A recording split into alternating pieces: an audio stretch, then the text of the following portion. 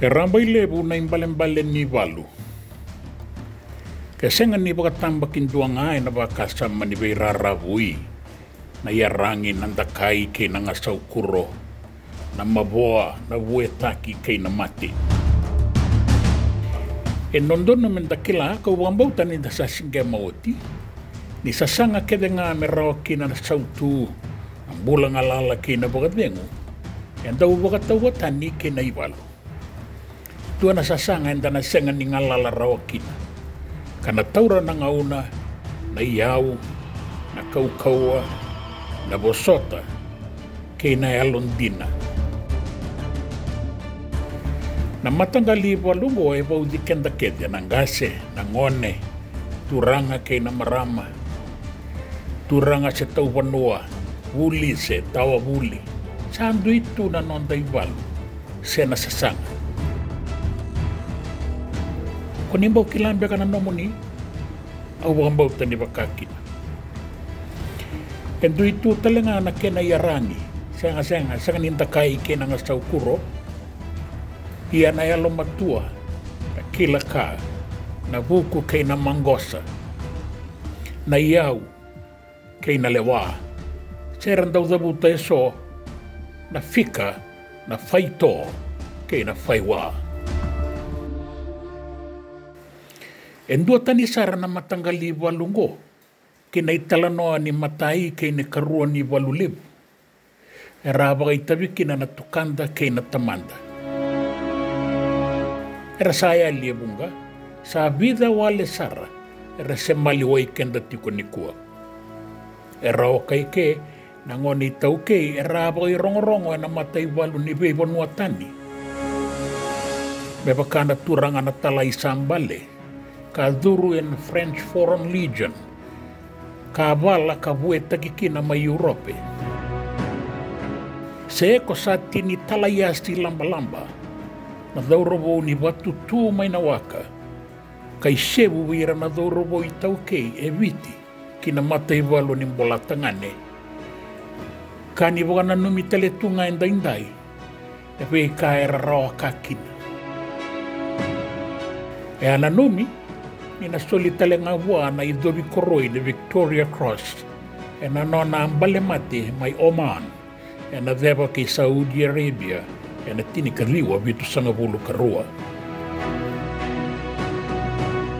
e na kilabi naka na solimbula na ikobula sefa na yesuka na iwalu mai Bougainville e na atu Solomoni e na ikarua ni iwalu leo ka taura kira na idobi ni alonganga na visi korosi na turanga lutunra mayadata. Sanduin tu isar na iwarau ni walu ya nangaw nangwo kay nangaw na koya. Au sada buti sa tini talaya silang balamba kalau wana mate may Oman na tini kadiyo bitu sa ngabulu karua. Na ilawlaw ang batikan din ni Oman ralewe na nandaw bukan duin-duile ni matanitu karasanga merangganggaura kana matanitu ka kovea na veliutaki. Ia na non rasasanga oya e toko ni saratiko. E na yarangi kay na ilabo may na matanitu o China.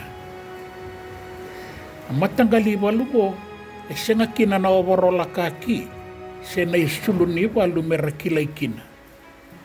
E rato karanga na non ra isulu bagay tauke karabagay yarangi tu baga binaka. Rawa bila-bila dabikina na matanitu o China ke mbolatangane may Oman. Ia dabe ingenrabu kama yado sarongo yado tiko enambarabi ke Persia sabi ya wakisara China kinandua na bornoa na tokalau ke burabura mbolatangane tiko saramay enarani burabura may Europe. Koira na nonda leo ni matai walu era durutu na matambose ke burabura. Era sota kaya talanga na matanggali walungo. Metekabu may lepanoni na tinikadiwa bito sa ngabulo kawalu. Kaya na matai walu era lewena. Karaduru e maliway kina. E sotale. Keiran leo ni vanua karandingitaka na pei vanua oso ni pei voli. Mera tau vakathatha se pagayado loman rakina. Na pei sitoa oso kei na makete. Rangai viritagayani na kenra mali o nanga saukuro. Matangali walungo. Era pagayanga takapagalebu na matambatikan di lalai. Sanga ni lebu na kenra wili. Era tauriwa kana iwalung batikan dingo na mata iwalu ni North Vietnam. E nandua na ngau na nivele de labi malabu kei mereke. Era tu na tokalau e loma kei vura na matambatikan di na PLA, na Al-Qaeda, na Hezbollah, na Hamas, na Taliban, kei na bunga tali. Na French Foreign Legion ka abalaki na naturangan na talay sambale e matay balo ni varani siya iya era lewe na nalewe ni bay mata ni tutani e atobole me durukin na turangan na talay sama ni sanga ni raw ama ni tobole me sa takos so kita ikan dua na tailebu ke Europe me duru and French Foreign Legion. Na koroi ni alonganga asuli veiko ya ni sa kau asara na iwalu. Me adoba na nona vuetaki ni sa lauwana ka mawakoto wada. Ia ese wana duon toka nga. Me adoba ni rasaya doyani na linga ni vengarapi. Sa adaba talenga ekea na nona iwalu. Mai varani se kataurakina na metali vedere ni matai walu ni varani se na medal militar. Pogota lendo na matanggali matai walu. Karalewe na koira na sotia kapokatokai na mercenaries. Era saumi meravala na matai walu ni matani tunga eroni saumira. Era mbole meravala na mbaleta na ken reisau. Era veito kia ki bolinga may nandua na matay walu kinandua tali. May mga tao nga na makala. Endua na itatao, ya bukan reti rekina na nonda dauruwo. Na matay walu na turanga na talay. Ni sama i mga raw takitiko na ilako-lako kinaya to Solomon yan na karuan ni walulebo. Era kaya, keba ka estenga nindabe nan rani kaiviti. Membaleta na vei sautu taki e vurvura. E na senga nindua e kawai taki kenda. E na nonda ngau na nilenga. Nandina ni boga nanoya. E da sava akilati ko e viti. E na loma nindua na ngau na balabu sauti. E dina ni randa uwaga wiwi mata. E na vei ngau na e vua viritaki kina na nonda mata ni tu. Ia era nandondo linga ngamai, mera buke. Au sanga ni tuku nongo ni binaka na buabiri, senga. Enda seba kilati ko indai na kena rebu.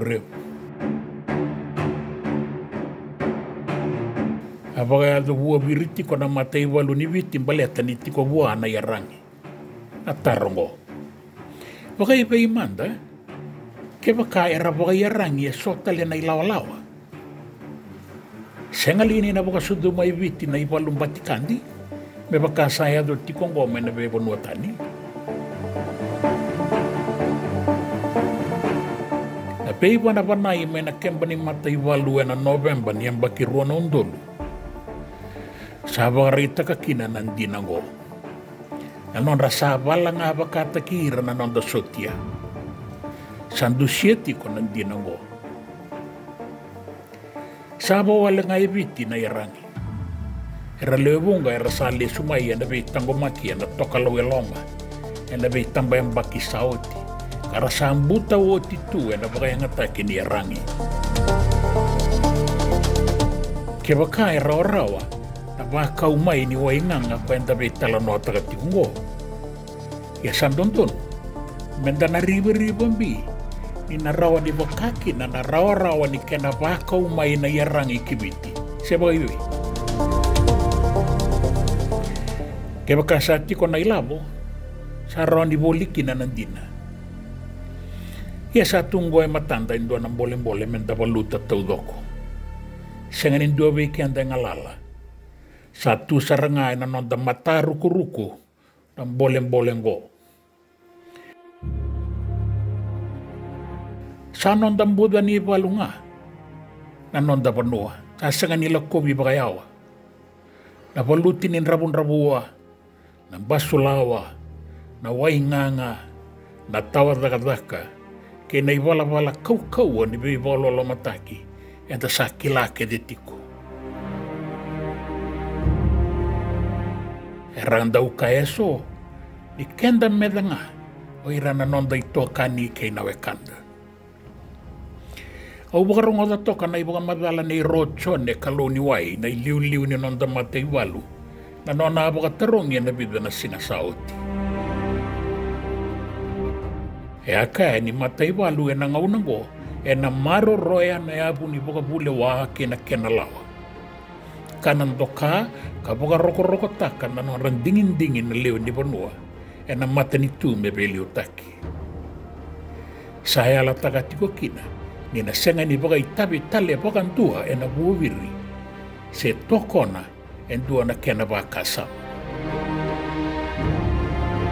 E kaya o kaloni wai ni pinakata na matay walu me muila rabi bakan dua na baka sama ni beiborati se bei sanga-sanga.